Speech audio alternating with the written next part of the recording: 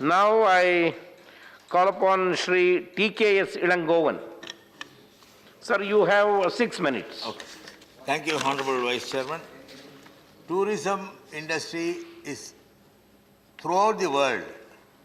There is a problem with the tourism industry and they are affected because of this COVID pandemic. It is a general position of tourism world over because even most of the airports were closed and even the air carriers which are flying only bring back people, natives from other places. So it will take a little more time for normal travel to resume the world over. We can understand that. But this is the period where the government can plan for a future better tourism. So tourism is not only spiritual. There are cultural tourism, there are educational tourism, where with India's history, about 2,000 years, more than 2,000 years of history, we have structures which project our pride. We have structures which show what Indians are. Still we are excavating. In Keeladi in Tamil Nadu, we have excavated, the Archaeological Survey Department has excavated many things which were as old as 2,000 years, and this will attract educational tourists to come to our country. The problem is, in any tourist spot, you know, the place will be cramped because people want to, for their survival, they will come to set up shops and other things. It's quite natural. But cleanliness is very important. Environmental sustainability is important. See, the ranking, as I said, India ranks 34th out of the 140 countries in overall report. But two major things have to be addressed. One is safety and security. India stands 122nd position out of 140. And environmental sustainability, 128th position out of 140. These are concerns which the government has to do something, otherwise it will not attract tourists.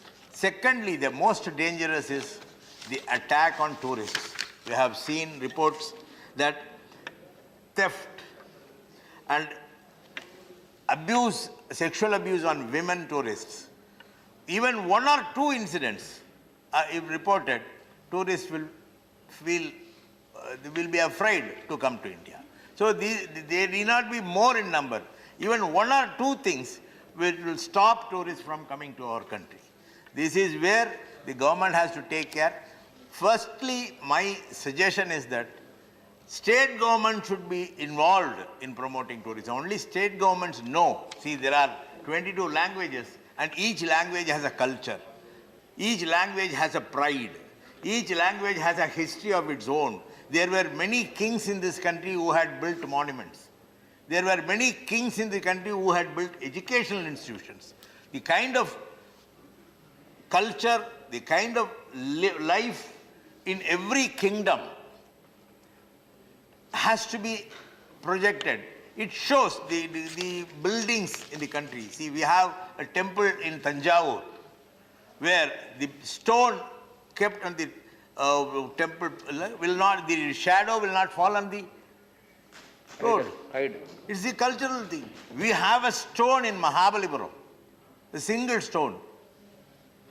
People, when we go near it, we will feel that it is going to roll, but it will stand. So there are cultural tourism. People will come to see Mahabalipuram very often. It is an attractive sight. If you go to Kanyakumari, the sunrise is a great view.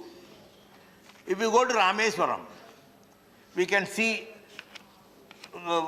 beautiful things like we have in Tuticorin we have a beautiful seashore.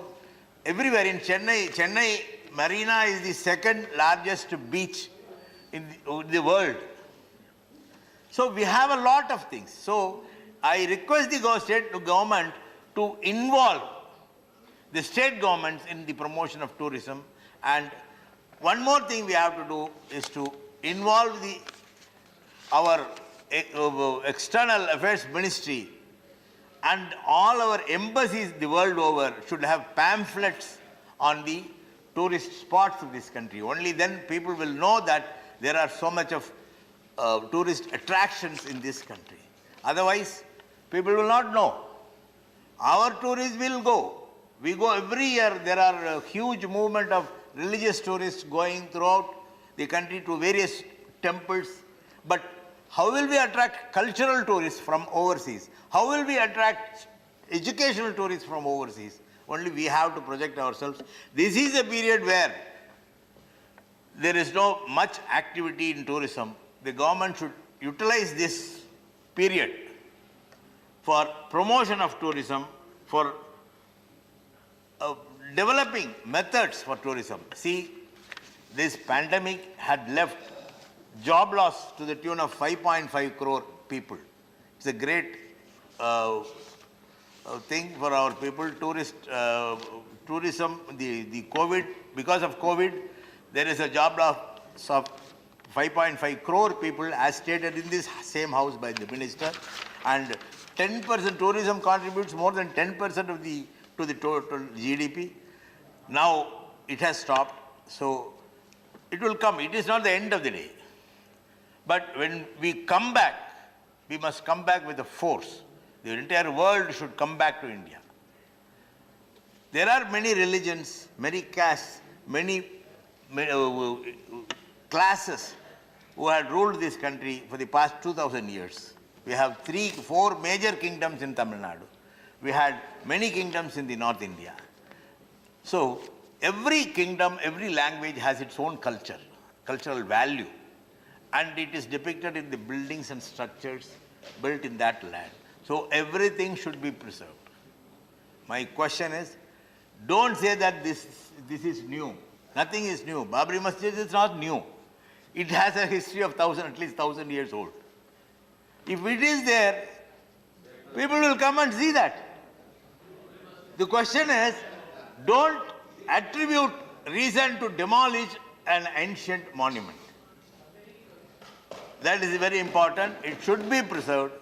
So in that way we can attract tourists from all the world over. With these words, I conclude, sir. Thank you. Thank you, Ilangovanji. Now I call upon Sri Ayodhya